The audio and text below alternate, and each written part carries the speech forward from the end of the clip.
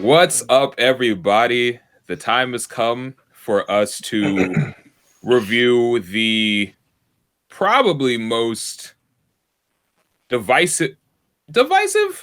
Yeah. Controversial, in my opinion. Controversial, yes. Controversial. Yes. The most controversial game of 2020, Cyberpunk2077. So, if you've been following along on our podcast, you know that we've been doing like lapsed impressions of this game for a little while, but now we finally decided to review it in full. So, that's what you'll be getting from us today. But before we do that, I'm your host, your heavyweight champion from Wish Niggawood, California, aka the janitor because of we watch niggas, aka V for vagina. Oh, your character. Okay, got it. Marcus Ellison. so you got a custom made V, is what you're saying? I got a. Wouldn't know. Haven't been able to see it the entire fucking game. Just look down. Exactly. Every time you get naked, you have your boxers on, and I'm what in the world? Wait, your V wore boxers? Apparently, female V. Yeah, female V too. There was only one time where You know what? Equality. They can wear boxers too. This is true. So did your V had all the accoutrements and all that good stuff? You know, it had all the amenities. You had a cyber V. So, anyway, I'm more than confident that we're gonna go into like the character customization portion in a second. Exactly. Yeah. Anyway, I am Sean MF Ross. What did MF stand for? In 4K. Oh, nah, he is. That's absolutely right. That is. Mm-hmm. My man, video quality is pristine. Right. The rest of us just on regular webcams, and this man got a full-on makeup tutorial set up. He's not lying. This is passed down equipment. I can only imagine what her shit looks like now. How to retain your hairline with MF Ross.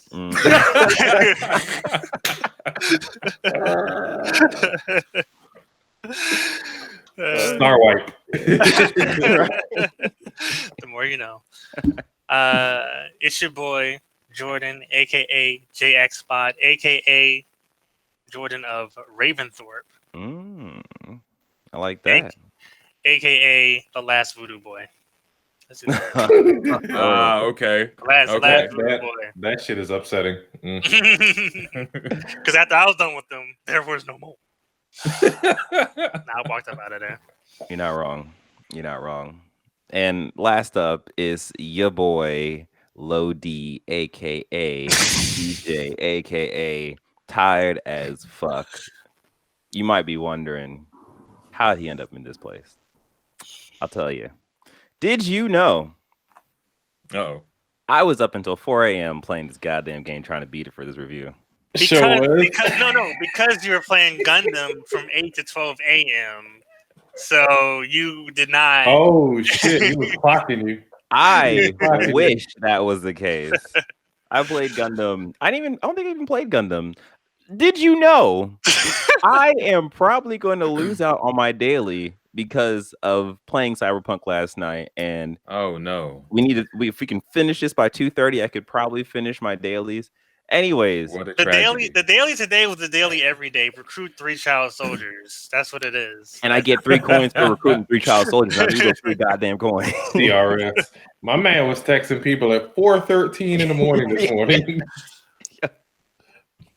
He don't got a baby yet. What's your excuse? Oh man, Cyber V. That's what it was. Yeah. So I'll be coming in with the most hottest of hot takes.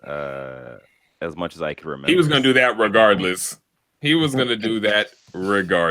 But that is correct. Now that we're all introduced, let's drop into this review. So you've already kind of gotten our early impressions, like I said earlier, but instead of doing any sort of spoiler warnings or anything, we're just going all in. So spoiler warning. If you're watching this, right? If you're watching this and you haven't played it or you don't want to be spoiled, then we're letting you know right now, but there's just going to be spoilers all up and down this thing. So, starting out, what were you guys' life paths, and how many hours overall did you spend with this game by the time you wrapped?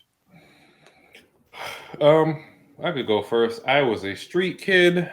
I used the street kid dialogue option almost every time it popped up, just because I was trying to hit that trophy. That trophy, yeah. Yeah, I There's got a it trophy pretty for early that? though. Yeah, if you use it 10 times. It's the Stanislavski method trophy. That's exactly how you pronounce it. Yeah. DJ, give it a whirl. Staniscopia. The PlayStation 5 tells you how long you play games. So on there it says 61 hours. But I think some of that time was just standing around idle. So probably 50-ish. Less than that, yeah.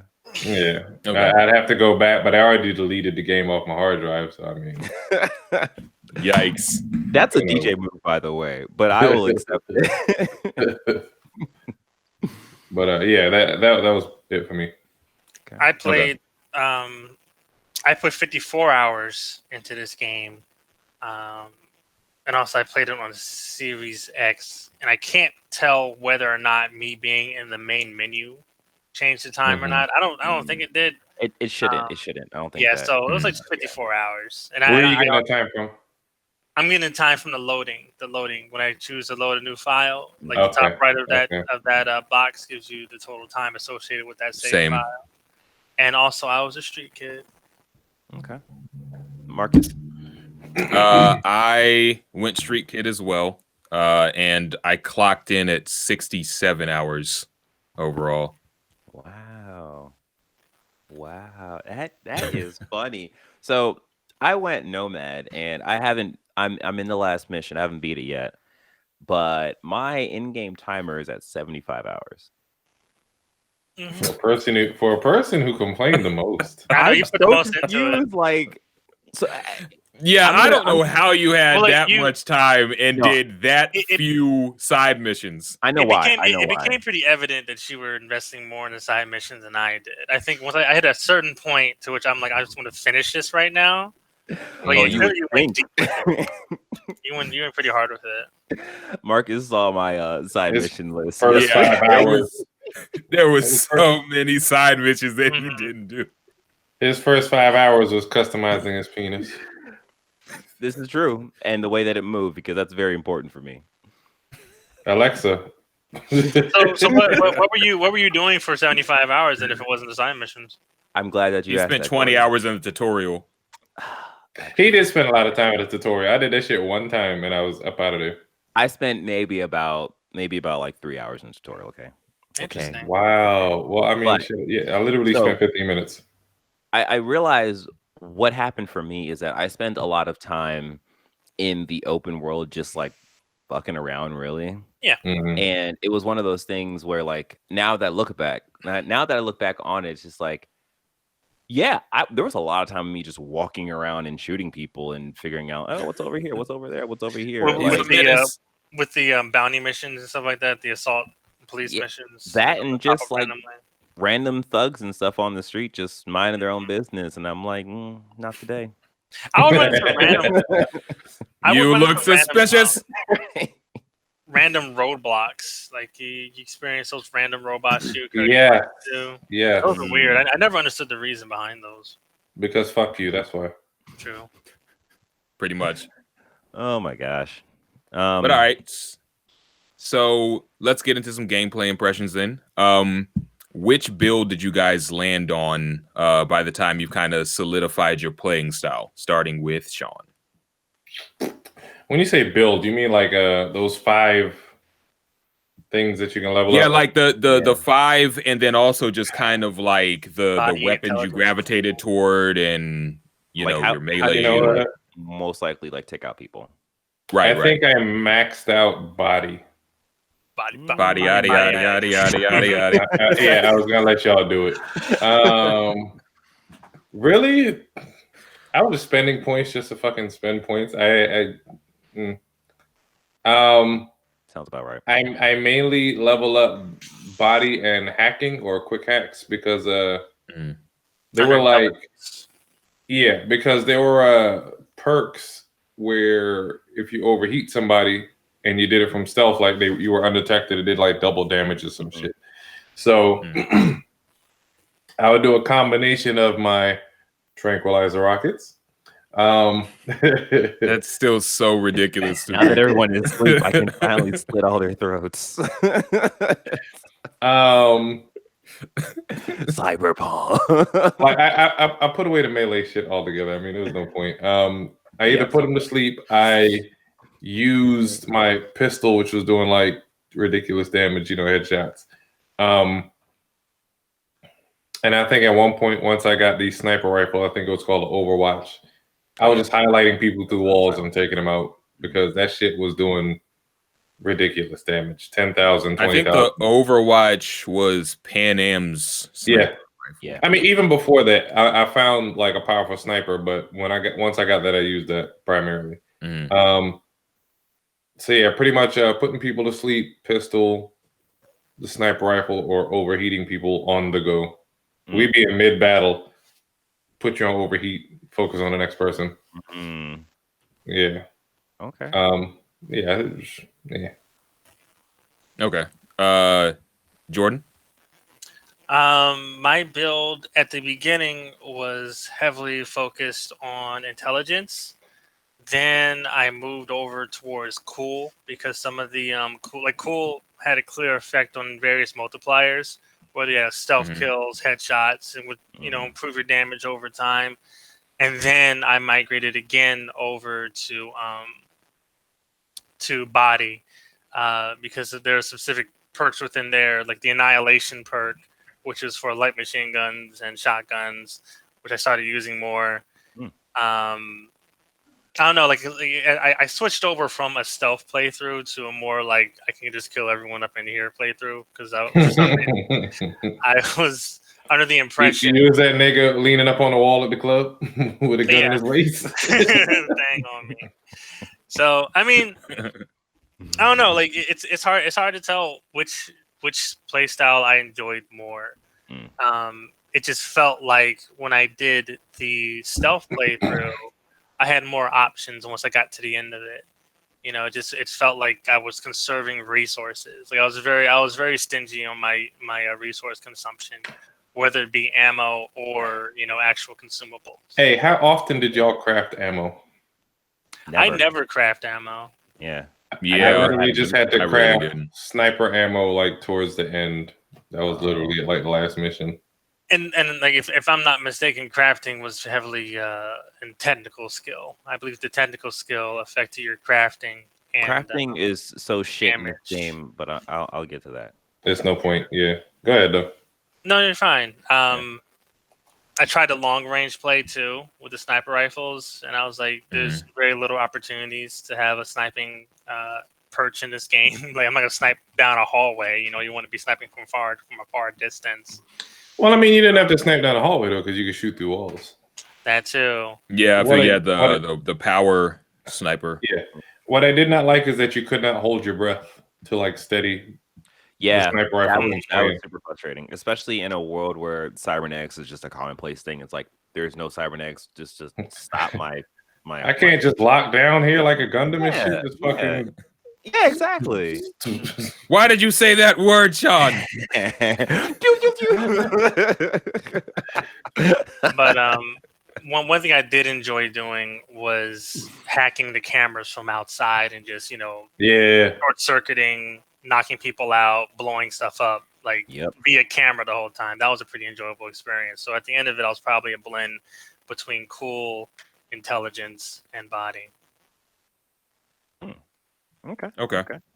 DJ, you want to go first, or you want me to go first? You can go first. I got a bit to say. Okay.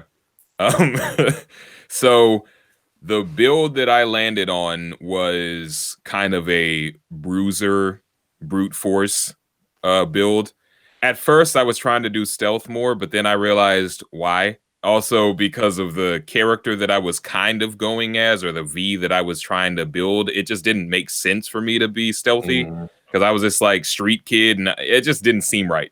So I maxed out body, and then I spent most of my remaining points on cool, but mostly for conversation. And I was using shotguns. I would go back and forth between handguns and melee weapons, and then I used this precision power rifle called the Widowmaker, and it had like chemical damage things. So basically, I would just headshot people and then watch them slowly die from the chemical side effect. And then I got the gorilla arms. So once I got the gorilla arms, I would just go to people's bodies like Adam Smasher. And and yeah, like, so it was mostly just me being sort of like a brute force character, to the point that I got the I took out my spyware and replaced it with like this berserk spyware. So I couldn't even hack anything. Yeah. I would just turn on the berserker mode and just go to work. Okay. Yeah. Yeah. Okay. Yeah. So I'm glad that your playthrough was very different from the rest of us. So for me, in terms of my gameplay experience with this game, this game, for lack of better words, became just a game to me. So I ended up doing a lot of research on like people with different builds, like the Netrunner build versus like a melee focus build, or like a brawler build or whatever. So when I was first playing the game, I started with kind of just spending my points kind of all around, just seeing like what really is there to like do or like to achieve, essentially. So I was spending points on cool because I thought stealth was going to be something of importance in this game. Of course, that disappointed me because, you know, fuck stealth.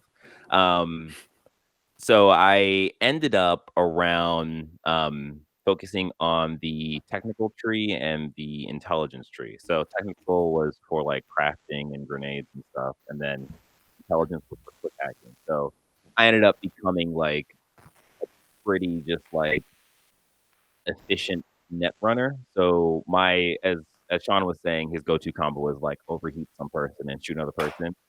My combo was breach people and then contagion and then short circuit whoever, whatever. And then I might just leave a person. I'll just like shoot the person because why not? So it was kind of all over the place. Like I think at one point during one of the podcasts we mentioned like I had switched over to melee, and once I got the mantis blades, it was like there's really no need to have a melee weapon. So Right. it for me, I feel like in terms of the gameplay, there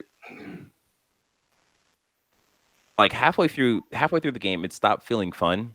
It felt like just a means to an end. It's like, okay, well, I just need to get to this point, so let me just wipe through these people, be done with it, or whatever. Like, I think if I go back to this game, that might be where I kind of just buckle down and maybe do like the gorilla arms, or maybe do like the rocket launcher or whatever, and just kind of stick to that method and see like if it gets any better.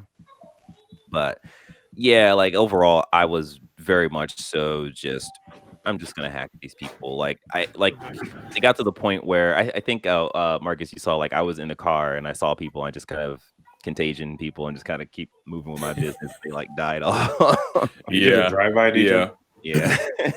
Yeah, basically. Yep. Drive-by. Okay, so on the same theme of gameplay, what did you guys think of the execution of the open world overall? I mean, like when you say execution, what could you simplify that more? The execution. I guess in terms of like how the open world felt and how expansive it felt, and how everything kind of intertwined into the overall experience, because this is still like, even though it's an RPG, it's very much so an open world. Yeah, no, I was thinking about this a few days ago before our discussion, and I think Cyberpunk is further proof that I would say size doesn't matter, but Hmm. there is a such thing. Like it felt very detailed. Like there's a term for what they did in terms of like the amount of deep detail and how elaborate each setting, each location was for that specific reason. You know, like there's a reason why this is a garage. There's a reason why this is a apartment. There's a reason why this is a high rise apartment. So, it's very clear that they had all this time to develop this world, but the story didn't match the scale of the world itself. That's the best I can put it. Like it felt like it was bigger than it needed to be. That's how I can put it. Yeah. No, I feel you. Yeah. I totally agree with that. I felt like the world was, yeah, like as Jordan said, bigger than it needs to be. Like there was times where, like even now, like when I think about it, I probably, if you would have dropped me somewhere in Night City, I wouldn't be able to tell you where I am. Like, I don't feel like the world was distinctive enough to That's a good really one. like, yeah, like it was dense, it was detailed, but it wasn't like there was rarely there was there a time where I was like, It oh, this was, but it wasn't. It wasn't like Grand Theft Auto, say, where I could give you directions. Yeah, Right. exactly. There But was Grand Theft Auto was there was- smaller in size, though. you could tell where you were, but you'd have to look at the map, because if you zoom out enough on the map, they tell you you're in Pacifica or you're in such and such place. And I think that it was sort of distinctive in certain ways. Like when you get into Pacifica, you start hearing like loud reggae music. Like you could tell where you're at by music the Voodoo cues Boy sometimes. Yeah. Right. But it's not so distinctive visually where you're just like, oh, okay, I'm this place, unless you go to like Japantown or kind of like the Asian portions of Night City. But I think in most other cases, it's kind of just like nondescript. I can't even tell you if I've been in Asian Town. I'm pretty sure I have, Yeah, because pretty the Lord much. probably took me in there. But like everything, Well, you can see in the markets and whatnot. Same. I mean, I'm not saying you wrong. I'm just like, I mean, you went to the market, you spent money. I didn't spend money, but I would be like, for side missions and stuff, I would just have to go through markets in some places, and I'm like, okay, so I'm in Japantown right now, where I'm in, You know what? Yeah. The theme of place was not translated to vendors. So when I say place, it's like, you'd expect certain vendors in certain locations to specialize in certain goods. But in reality, the vendor in Japantown is selling you the same goods, or the Ripper in Japantown is selling you the same goods as the Ripper or vendor on like near 6th Street in that little ghetto over there. So like it's like in turn, I remember one time I was walking down the street in this game. I looked up, I'm like, wow, this game's huge. It's enormous. It feels like a giant city, but at the same time, it just doesn't feel like it's been programmed well enough for the time.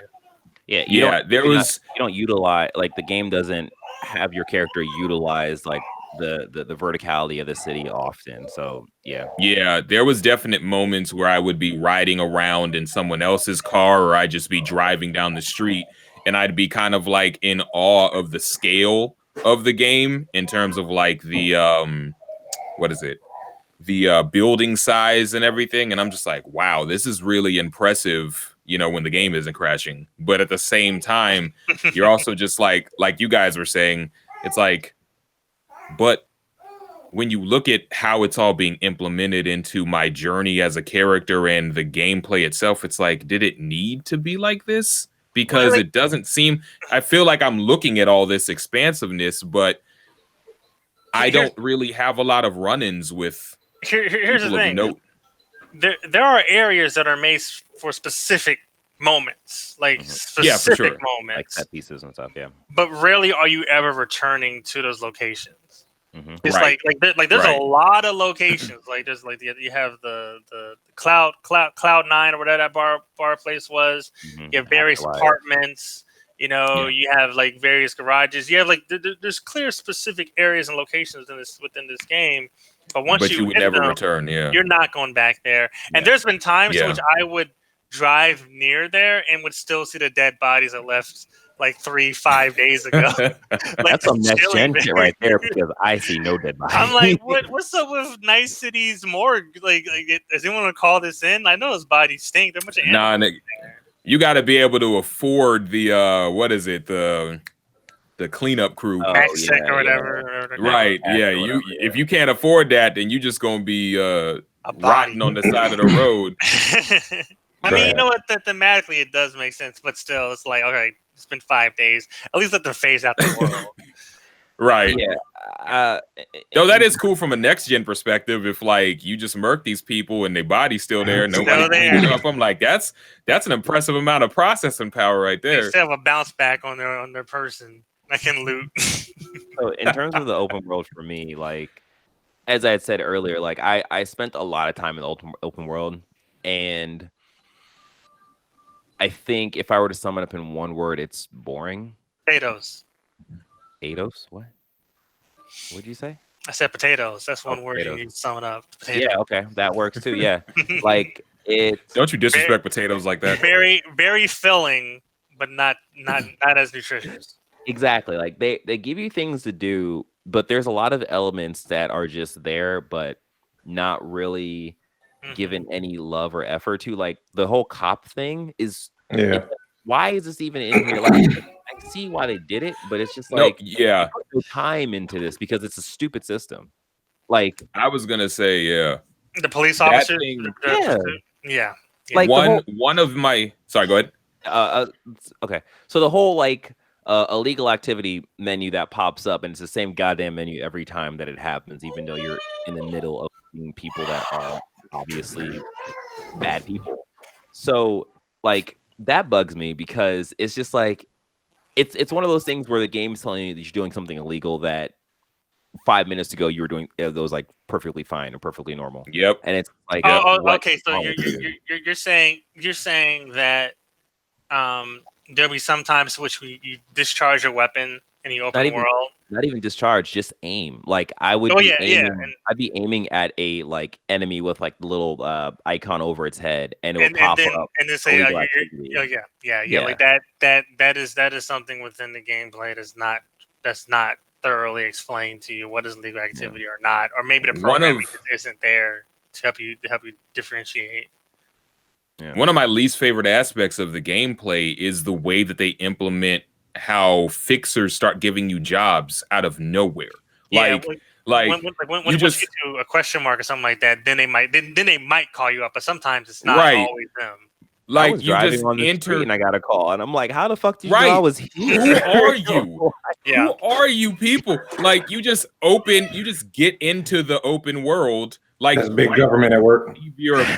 Right, but it's just like you get into the open world, and then you already have a retainer that I've never met. I don't know this person, and most of these fixers you never meet outside of phone calls. And I'm just like, why is it like this? And then also, why are you giving me all of these car salesmen? Like, what? Why does everybody have a car for sale? Right. So why is it like this? Yeah, they should have done the way they should have done it how GTA did it, where it's like you go to a web page or whatever, and it's like the list of cars you can purchase from whatever fixers. Like, don't put that shit on the map, because it just there should be a designated car salesman person that is a fixer. Like that their only purpose is to hit you up about, oh, I heard about this car deal. Wakako shouldn't be hitting me up about some, oh, I found out about this motorcycle you might like. And I'm like, you know what? I think I have a theory to that. Like not to excuse it. I think that was the design of the game. So they had to program the car into the world. They couldn't like have it spawn out of any place. They had the car. All the cars are programmed in right now. Yeah. And they have it at a location where you would go to get the car. Yeah. But if it was like a better game design, like Grand Theft Auto, to which you order it online, are able to order it and get it anywhere, that would have been a ladder. But clearly, they cut some corners. Like, you know what? Fuck it. Right. All the cars are in the world. All the cars that V can ever own is programmed into the world. Right. And which I get, and I would have been fine with that if it wasn't all of the people that are fixers telling me about these cars, because you're really just supposed to be giving me jobs. So there should be a designated car salesman fixer that's like, let me tell you about these cars that I heard about.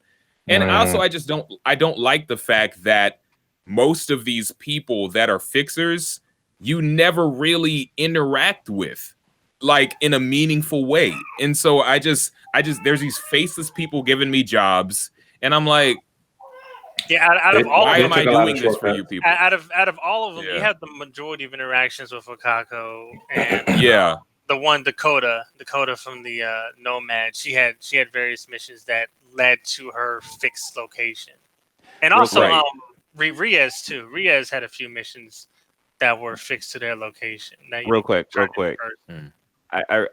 I was laughing earlier because I caught myself. I realized that I was like agreeing and being like, yeah, that's so true. Like the whole fact that you can't buy cars like sucks. Like the whole system sucks. But I'm just like, oh wait, I didn't drive because the driving in this game is fucking shit. So I'm like, why am I even like? I will say that I drove enough in this game because throughout the game, if you do certain missions or just through certain things happening, you do get gifted with vehicles. And I drove enough of the cars. I have like 8 vehicles and didn't buy one of them. And one of the like motorcycles drive pretty well, and then certain cars drive better than certain cars. Like Johnny Silverhand's car is a menace. Like it's on ice skates. But then there's certain cars that drive actually pretty tightly. I'm gonna have to vehemently disagree with you. Every fucking car that I've driven in this game, motorcycle, fucking scooter, fucking my feet, they're all sounds trash. to me like you need to learn how to drive, DJ. The driving in this game is everything is on ice skates. Like you fucking stop the car is like, I'm gonna stop over there, and it's just like, what the fuck? Like they drive like cars in the 1930s. Yeah, like it is premeditated braking. The biggest problem that I had with the driving in this game is because I'm playing on a PS4, there'd be times where the little kind of GPS thing to like let you know what your route is wouldn't fully load up.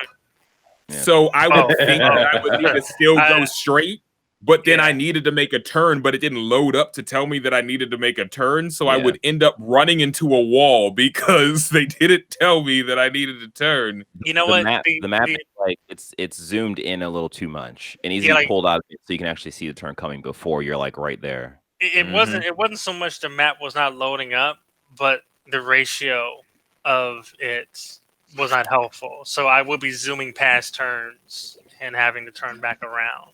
Yeah. But okay, that's gameplay. We still got story to get to. So, jumping into the story, we're gonna start out with talking about some world building. So, what were you guys' favorite side quests to start out? Shit. I'm gonna go ahead and make it easy for all you guys.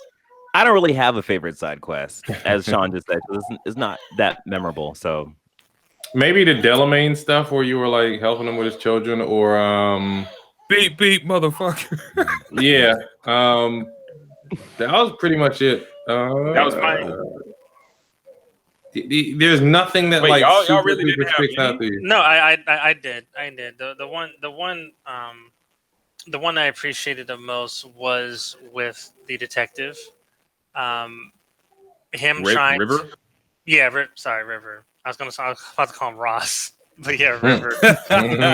So, at least in terms of him trying to be like this perfect cop in a pretty fucked up city, I did appreciate, while at the same time him trying to like maintain his relationship with his family felt more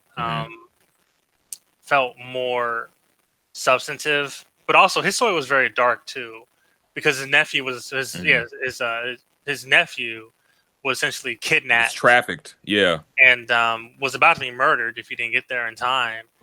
And I remember I don't think I come across that mission.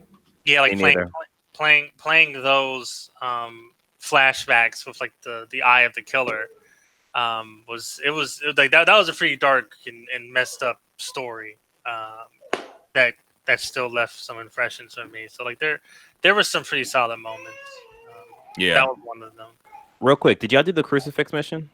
Yeah, I did not crucify that fucking weirdo. That joke was like, wild. Dude, I didn't. I did like half of it. I kind of forgot about it. My V's reaction when I said no was so hilarious. She was like, "The fuck? What? No! You crucify your own ass, you weirdo!" Like she was so turned off by it. She was honestly weirded out. Like, dude, I'm gonna crucify your weird ass.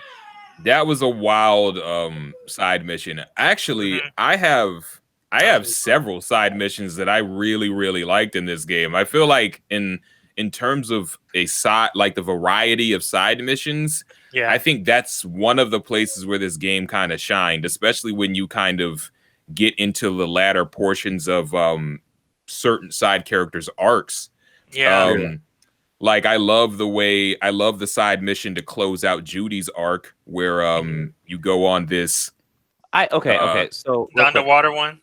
Yeah, I like that mission, but I guess I didn't really consider that a side. Like I didn't consider Judy stuff and Pan Am stuff side missions. Well, because they're in the side mission bar, so I consider them side missions. Yeah, I would also agree that Judy's stuff was like really cool. That was. I mean, I did ride around in the basilisk. I wish I could have done that more. Yeah. I like Judy's joint. I really liked the what was it? The Ofrenda for Jackie, where you had to go with Misty to his old garage and find out something to bring to his funeral. Yeah. I never got a funeral for him. I was trying to figure out like how to call his mother. Where did you send his body? Yeah, where did you send his body? I think that's why you didn't get it. That's why you didn't get a funeral. Like to the dump or something. You sent to Vic, the Ripper. No, he sent it to the Ripper. See, I sent it back to his family, and so we ended up having a funeral for Jackie. Damo, you're a trash person. I didn't know what else to do. I never came across a dead body that I had to send. You're like, all right, Jackie, thank you so much, man. Jackie's like dead in the back of his car. But why did Delamain drives into the river? But why couldn't Vic or Missy send it to the mom? Like, I don't. Well, no, okay. What did they do with the body? I don't even care. I don't even fucking care. I don't know why Vic might have not sent it to his mother, but Misty and Jackie's mother didn't see eye to eye because Jackie's mother thought Misty was a ring harlot. But I mean, that was a very touching moment. That funeral. Yeah, it was. I thought that was really beautiful. I liked Takamura's side missions just because I got to hang out with Takamura, and I liked V and Takamura's friendship. Really that could be one negative ass friend, negative ass partner. It can be depending on how you talk to him about it. You get super pissed off. And then I also loved getting Samurai back together for that last concert. Wait. I thought that was there's an echo. There's an echo. That might be Sean. It might be Sean. Yeah. Anyways, continue. Yeah, but I liked the get the band back together Samurai missions. There was just a lot of side missions in this game that I found myself really, really impressed by. If not from design, then through just the way that it paid off. Did you run into the monks? The monks are being sirenized by Maelstrom. Yeah, those are pretty messed up. Yeah, that was fucked up. I was like, this sucks. Yeah, but okay, all right. Okay, so just to real quick I guess defend my point. Like, or just clarify my point. I think there was good side missions in the game. I just don't think that there was one that I was just like, oh, that's really like, damn, that's deep. Like, I think what happens for the whole side missions for me is that I don't like how, and this kind of goes with the game system or whatever, maybe narrative. I don't know. I just don't like how it's broken up.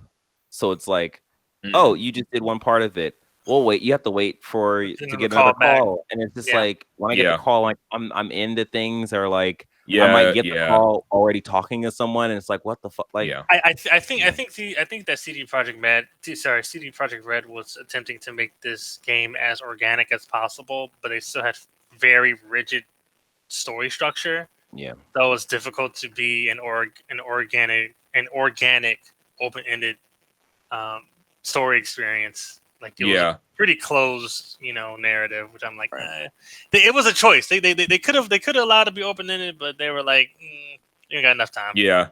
I will say two last points before we move on to the next thing. Another side mission I really loved was the way that you wrap up Rogue's side missions, where you take her to the movies to the drive-through. I thought that was really great. Side missions that real quick about the Rogue thing, because I did this last night, and like when they were like making out about the have sex, because I have a female V, like I was like, how the fuck is this gonna work? Because I don't got a dick. So have you never seen lesbian porn, DJ? All right, we're not gonna get into that. Anyway, I am a prude, Marcus. I couldn't even spell porn. The side missions that I no. The intimacy of that scene was unique due to Rogue's apprehension of having intercourse with someone else other than Johnny. Like she knew that Johnny was inside of you, but that's actually counterfactual to what happens at the end of it, where you guys go to the suicide mission, and it is implied that Rogue does sleep with you then. It was kind of like there was a scene in Blade Runner 2049 where that's very similar to that. But anyway, side missions that I hated though were freaking Cyber Psycho missions, because they completely throw out the idea of, okay, as long as you don't kill the person, and I'm shooting these people in the face, and then you tell old girl Regina, you're like, oh yeah, I just knocked them out, and I'm like, I just murdered this person multiple times, and they just don't even register that you killed them. It's just not implemented well. Those missions were just so difficult because you're trying. I mean, at least I was trying to keep them alive just to see if there's like a better outcome. No, that's what I mean. At first, I was trying to keep them alive, but then I found out from Sean that you could just shoot them in the face and it just registers it as you didn't kill them. So I'm like, well, that's just not well implemented. Then there would be times to which I accidentally killed them because like the last couple shots, were fatal, and they would just squirm on the ground and die, and then Rias would call me up and say, "Oh, why'd you have to kill them?" So time and time. Well, then that's weird. It's like what happened was I would unload all these bullets into them and then whip out the shock baton and then hit them a couple love taps in the head, and like, okay, they're not dead now, but there's been times which I've accidentally killed them, and I'm like, fuck. Well, I shot them from the start of the fight to the end, and they just said he got knocked out. I mean, maybe I don't know. Maybe that's what the Xbox Series X and PS5 versus the PS4. That's probably it too. I had an issue where if you put that mod that makes your gun do more damage, but it's non-lethal, the fucking shit was still lethal. Like I was doing the monk mission, and I was bet I'm gonna put this mod on my gun and just like roll through this. And like I was doing it, and I got to the end. The guy was like, "Why'd you have to kill them?" I'm like, "I didn't kill them." And I look back, they're dead. I'm like, "No, I didn't. I totally." You gave him the Batman treatment, right? If I hit you one more time, you'd be dead. He died from cooking on his own blood. I didn't do that. That was him. He did it. Okay. So moving forward, what are you guys' thoughts on the factions and how they were implemented into the world? I'll go first because it's easy for me. Great. I don't know. Actually, no. Fucking Voodoo Boys. Okay. I'm going to get in my soapbox, guys. Give me like 2 minutes with this. I am so fucking pissed with the implementation of the Voodoo Boys. It bothered me to my fucking core that it was this whole big thing where Mike Pons, whatever his name is, the guy that Mike created Pondsmith. There you go. Was talking about how the Voodoo Boys were originally a white gang, and then in this world the black people took over that, and they became the Voodoo Boys. Just kind of reaffirmed their whole cultural identity and stuff. I'm like, oh, that's cool. When you meet these guys in this fucking game, you have maybe 2 missions with them, and no matter what you do, they fucking betray you, and it's just like.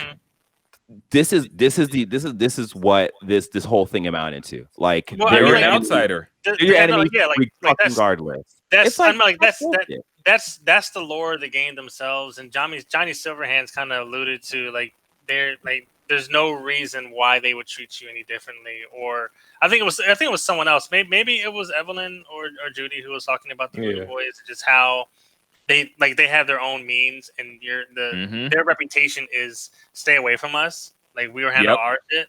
The Voodoo Boys kind of reminded me of Wakanda before they started outsourcing, where they're like, if you're not with us, then we don't care. Right. Here's Wakanda.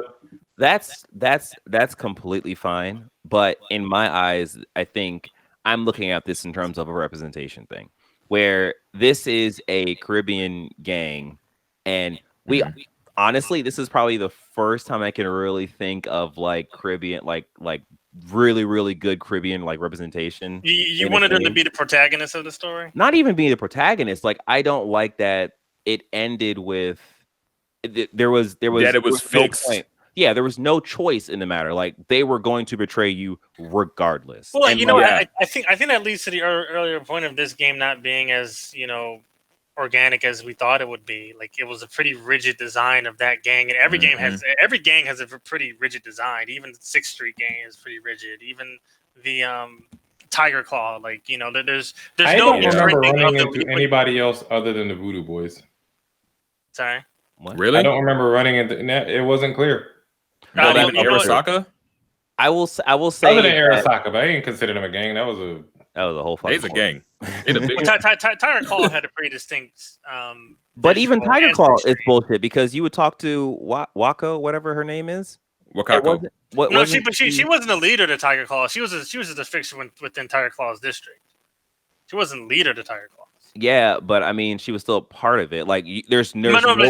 But she wasn't a lead. Like, we never met any. I mean, like, we did meet the Voodoo Boys leader per se, but we never met any of the other games leaders. Like, we fucking saved her life. Yeah, whose life? The leader of the Voodoo Boys. The woman. So, like, I'm talking about the other games, though. I'm talking about like Tiger Claw. We did not meet their leadership. We didn't meet the leadership of 6th Street gangs. Or well, you meet the leadership of Tiger Claws when you're doing the Judy stuff with the Cloud stuff. Mm-hmm. Oh, he killed the fuck yeah, out you of do. him. Yeah. He killed him after with all the samurai swords. But like that it's a very rigid structure. Like, every gang has their purpose in the storyline. There's no befriending, which is that's what's disappointing. That, like, I remember when they did the Night City Wire, and they dedicated a whole episode or most of the episode to introducing you to these gangs. Yeah. Right. And the way they advertised it, it made it feel like each of these gangs you could have a meaningful interaction with, or maybe you could even and you just can't. Like, I think that is just another bit of the smoke and mirrors that this game feeds you in its marketing, and then just lies about it. It was a clear, hard. I mean, I'm not gonna use the term hard choice, but it was a choice they made, gameplay wise, that subverted our expectations. Like, this game could have been open ended, but they just chose not to, which is unfortunate. Like, once I was finished with it, I was done. Like, I didn't feel like doing anything else. Yeah. Which is unfortunate, because this game could have been a lot more, honestly. I would have loved to continue, like, at the end of it, like, okay, maybe there was a situation where, based on your decisions, V was able to get cured of the Johnny's cancer, and you continue going forward, like, building your relationships with these factions or finishing up stuff. But my incentive to complete this game is at 0 right now. I mean, like, to continue playing that playthrough with 0. All right, let's get through this. Okay, so let's see. So character-wise, first off, who did y'all romance? Funny you ask, because there's not really much option in this goddamn game. So I picked there's like only 4. had Judy. Yeah. So like it's funny because I actually did some research on the romance thing because I was like, wait, you can only romance Judy and Pan Am? Like what about if you're a male well, Judy is for female. Well, Pan no, Am Judy female. is Judy's a lesbian.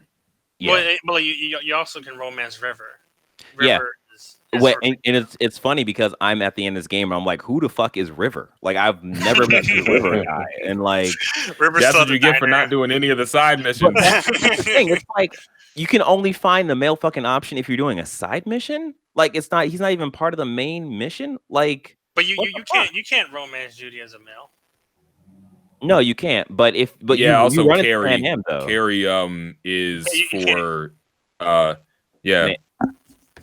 You can't romance Carrie either. You can. You can romance Carrie as a man. As a man, yeah. Really? Yeah. Mm-hmm. I did not know. So it really didn't have 4 romance options. It had a rigid patriarchy that was reinforced by CD Projekt Red. You're not wrong. No, you're not wrong. I mean, like they kind of shoehorn. Okay, so in terms of representation, you know what? We'll get to that. We'll skip. Just go ahead. But no, I did romance Judy and River, and I tried to romance Pan Am. She was like, no. Yeah. Wait, you romanced Judy and River at the same time? No, That's so like damn time. I got to a point in the middle of the game where I met River while talking to Judy. Like Judy's, romance bar was going up, and then I met River, and his side quest was so succinct that you're able to do his romance.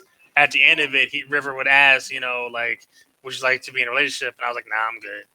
But like you can start and end his character arc and his romance, and then go to Judy and finish up hers and have her be okay. He's just like a fling. Yeah. And I appreciated that. He handled like an adult. I was like, hey man, I got some shit to do. I'm dying. Right. Oh, you know what? You've been mad, pissed off too. It's like, I'm like kind of going through stuff right now, River, and I immediately romance someone else. River's like, what the fuck? Yeah. You, River, you were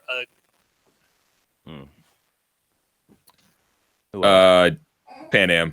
Yeah. Pan Am was my one and only.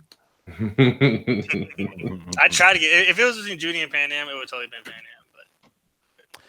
Honestly though, like once I because at first I'd say that like my clear choice was Pan Am, but then as I got to know Judy better, I was like, you know what, Judy's pretty sweet. Like I actually like Judy, but I'm not mad that Pan Am was great.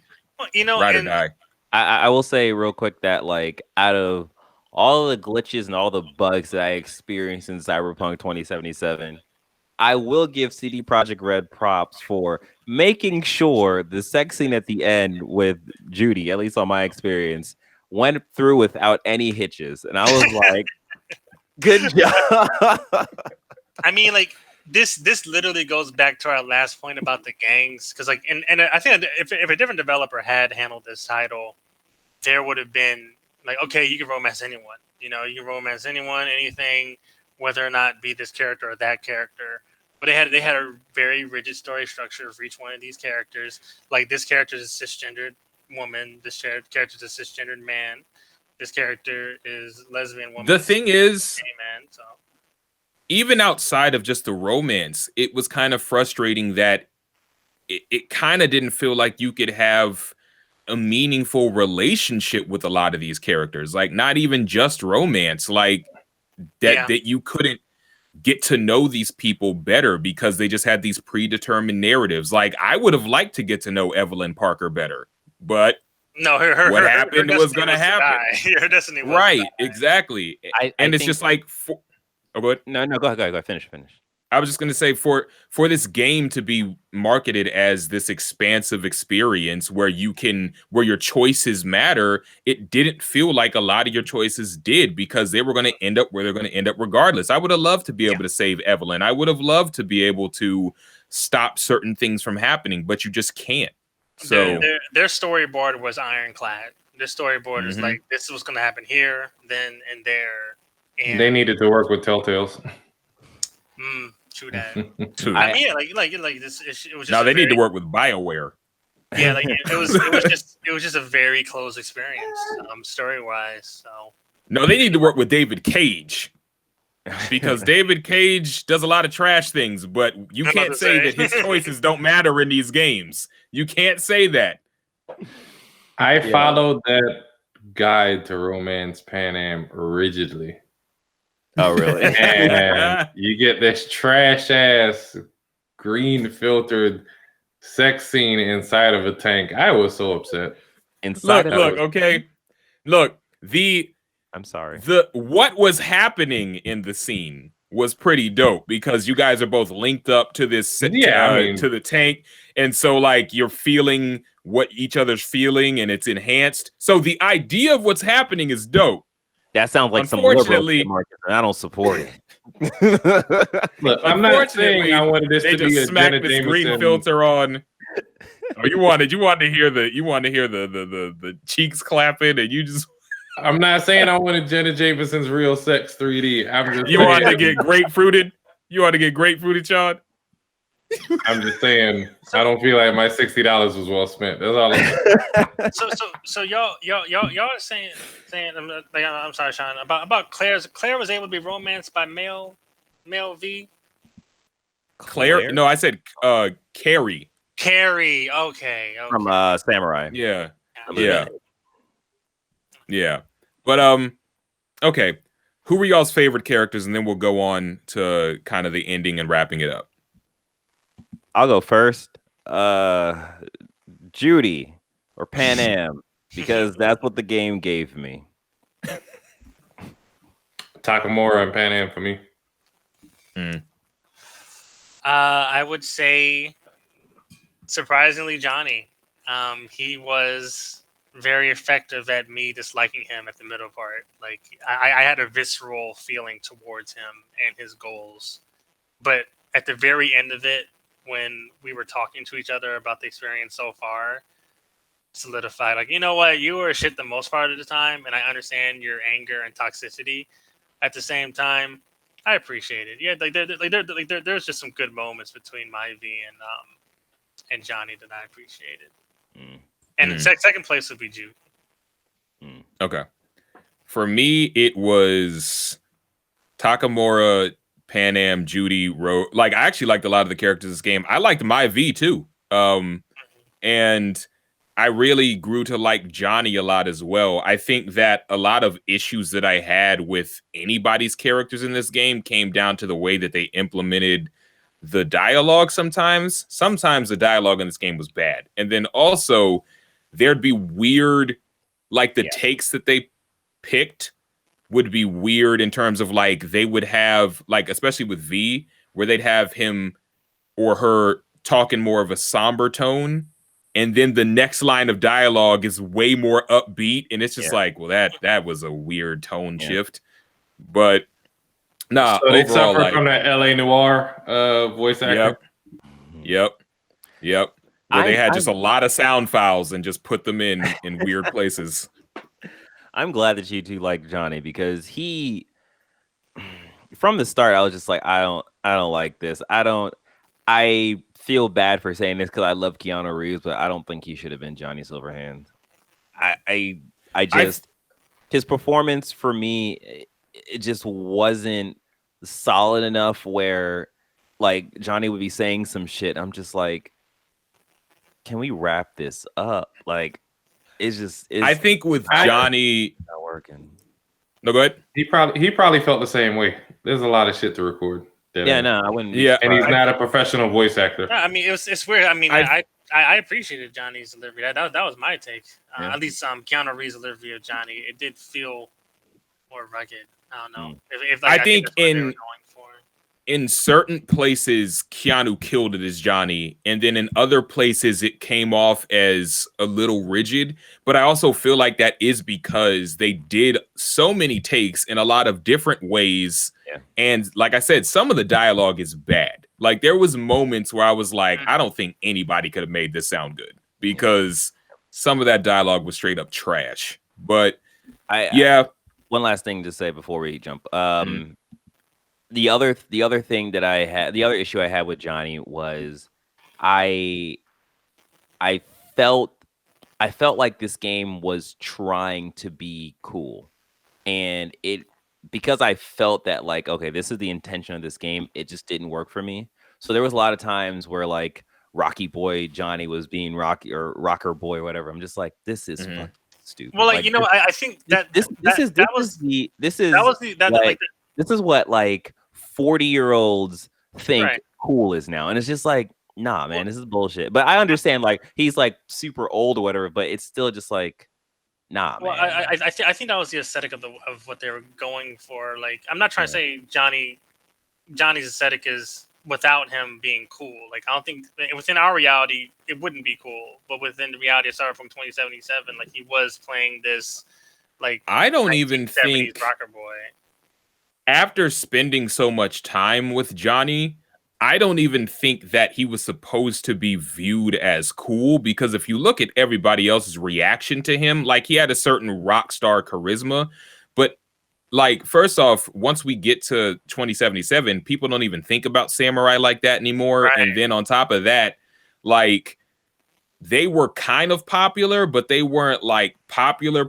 Like they were very niche. So I feel like it was supposed to be very, they think of themselves in a certain way, but the rest of the world doesn't. And I think that once you realize that, it makes the character work even more, as opposed to if they were telling us that Johnny Silverhand was the biggest star of all time, I'd have been like, I don't know about all that. There was one side mission that made your point, Marcus, pretty clear, was when you talked to that old school, like 60-year-old that was talking about, oh, this ramen shop used to be an actual concert. Like kids don't know about that. Like there is a fear with our generation. Like we will soon be old and deemed weird. Like, why are you so excited about Kanye West? Like, why are you so excited about the game? Or why are you so excited about A$AP Crew and shit like that? It's like, well, you don't know, because that's, like back in my day, this was the shit. So if that was the impression you got of Johnny, that may have been the more appropriate one. So here's the thing. I totally get what you're saying. And like, I saw that was what they were trying to do. I just don't think that they landed that. Also, props to that guy that was talking about Samurai. He gave me a legendary shirt that had 4 mod slots. I love that guy. Yeah. But okay. Great. For the ending, what path did you take, and then what were your thoughts on the ending? I'll go first because I'm not even finished yet. I took the Pan Am path, and I am in the middle of defending Mitch and Dakota for hacking the drill to go into Osaka Tower, and that's it. I picked Rogue. I allowed Johnny to take over my body. Never again. You wild. And we I went with Rogue. I went with Johnny's decision, like Johnny's last hurrah. During that, if you did not allow for Johnny to take over your body, you talked to Misty one last time, and she would talk to you about like your pathway is death. Like there's no point. Like not like there's the palm reading or whatever. Yeah, the tarot cards. Tarot cards. And, I like Misty a lot too, by the way. The ending of that led to me being with Judy and taking over Afterlife and hurling my body into a space casino. So that's the ending that I got. I went with the Pan Am and the Aldecados. We got into Arasaka, and then Abner Smasher took out Saul, and so I murked Adam Smasher, and then I decided to live out the rest of my days. Instead of giving Johnny control of my body, I was like, nah, I'm going to try and make the last days I have count and see if I can maybe change my narrative. And so I lived free with the Aldecados and Pan Am, who's the new chief of the Aldecados. And we living in Arizona. And yeah. Was it like Johnny actually gave my body back to me once the mission was over? Yeah, yeah, I know you can possibly. Yeah, he can make that choice as well. Yeah. Yeah. You know what? Wait, real quick. You saying that, Marcus, really reinforces the whole idea that like your life past at the start didn't mean shit, because you basically ended up being a nomad. I started as a nomad. And I might maybe end as a nomad or whatever, but like. Marcus like, is being something. He's like, hey, it's a life, dog. Because there is an element of coming to Night City and trying to make a name for yourself, and like, you know, trying to forge this American dream ideal of making it to the top. And then for me, at least, especially because I was a street kid and this is Night City's all I know, going back or going out into the wild and like trying to live more freely and be out of that oppressive meat grinder kind of, to me, was a beautiful way to end it. But I can understand how you starting as a nomad, maybe it's full circle, maybe for your view. I don't know.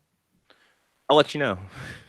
I mean, it sounds like they have 3 prologues and like 5 or 6 different endings. There's 5 endings. I chose the ending to ally with Arasaka, and I ended up in space. You wild. Oh, yeah. Yeah, it wasn't the sieging the castle. It was like, we're gonna go to the space hospital, right? Well, I went below after like Arasaka, I forget his name, the father, dies, and apparently he takes over his son's body.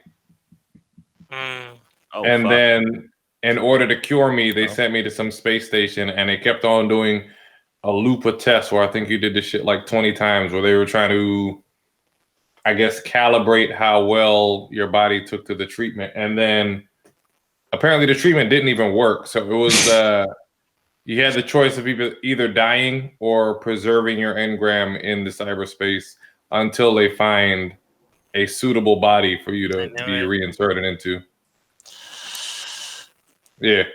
Yay. That's another thing I think that I don't really like about this story is I think they kind of they wrote themselves into a corner by having V have a ticking clock. So every interaction that you're having with any other main character in the game is in service of trying to save V's life. Instead of actually having any freedom, you're just trying to find a way to not die. And it's kind of like it wasn't. It was a closed narrative, and that's why I said, like, once I beat the game, I'm like, all right, well, I'm fucking done here. Like, my V's dead. You know, like, there's no, not gonna say like there's no point in playing it, but it didn't have this. I did not have any incentive to continue because I was no longer attached to my V after getting that ending. Like, all right, what's the point? Right, I got you. Well, okay, well then, with that, what would you rate this game out of 10, and would you press X on it?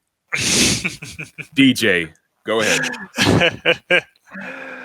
Oh, that's a great question, Marcus. I'm glad that you asked that. What would I rate this game out of 10?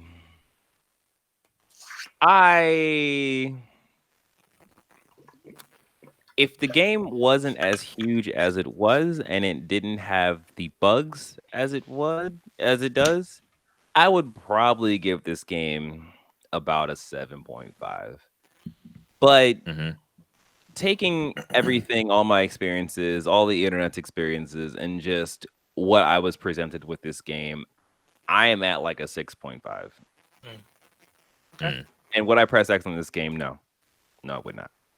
Yeah. Okay. How about you, Sean?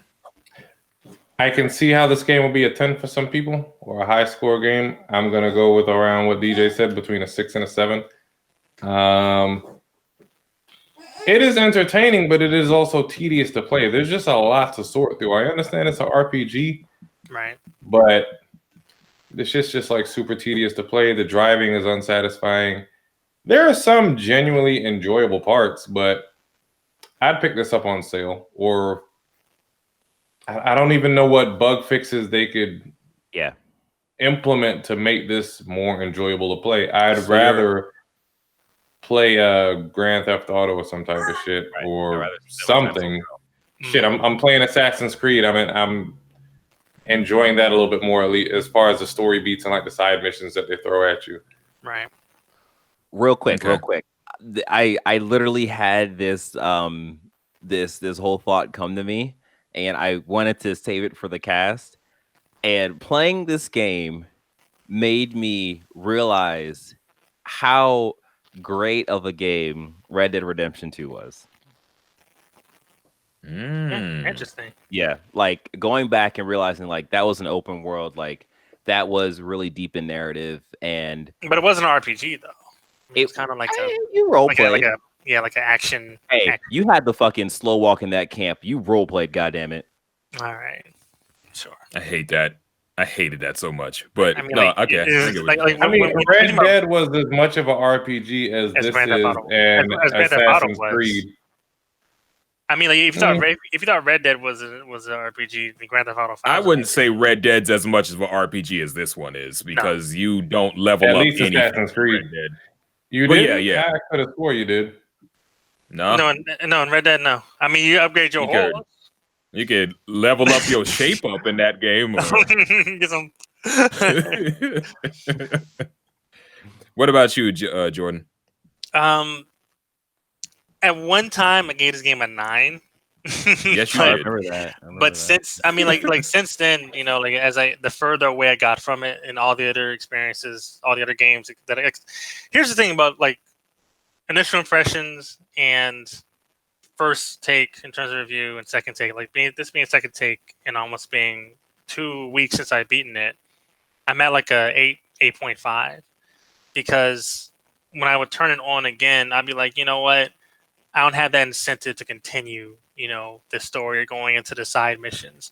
So that's very much indicative of a game that was a great experience during, but in terms of replay value, just isn't there.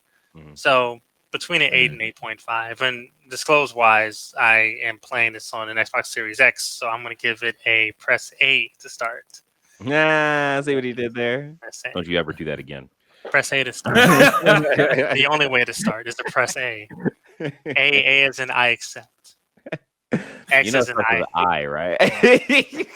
You said accept starts with an I? No, you said I. You said I accept. I starts with an I. I said A as in accept. Oh, I heard I accept. Oh, okay. Well, true. Maybe.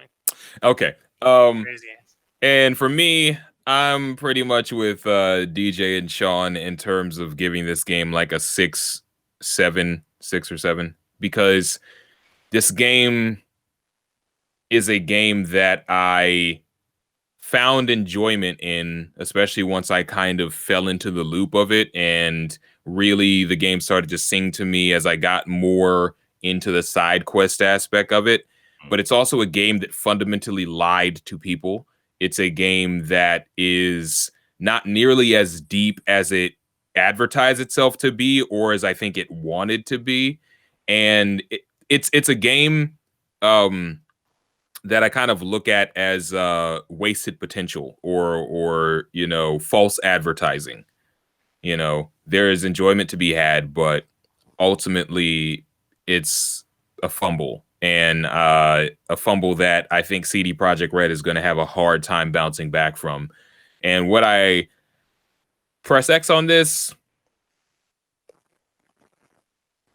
I feel like I'd say press X on this in 6 months. Yeah, but yeah, this 6 or 7 out of 10 for me. Yeah. So 25% positive score on our podcast. 25% being me. I'm fine with that. If you have Xbox Series X, you're in luck. Right. Or I hear it works on PC or Stadia. Yeah. Or PS4. Yeah, I heard it works great on. Yeah, I heard it works great on like the best on PC and Stadia, but definitely a high-powered PC. Like some of the clips I saw on PC were gorgeous. Yeah. But yeah, so that was our long-awaited review of Cyberpunk 2077. Did you agree? Did you disagree? Let us know. And outside of that, I'm gonna pass it on to DJ to close it out. Hello, guys. How are you? You doing good? Good. This has been our first episode in 2021 after the fucking riots of Press X to present our Cyberpunk 2077 review. Oh, I haven't done this in a while. We hope you like this episode as much as we enjoyed making it. Don't forget to rate and reviews You on your did it favorite 2 weeks ago.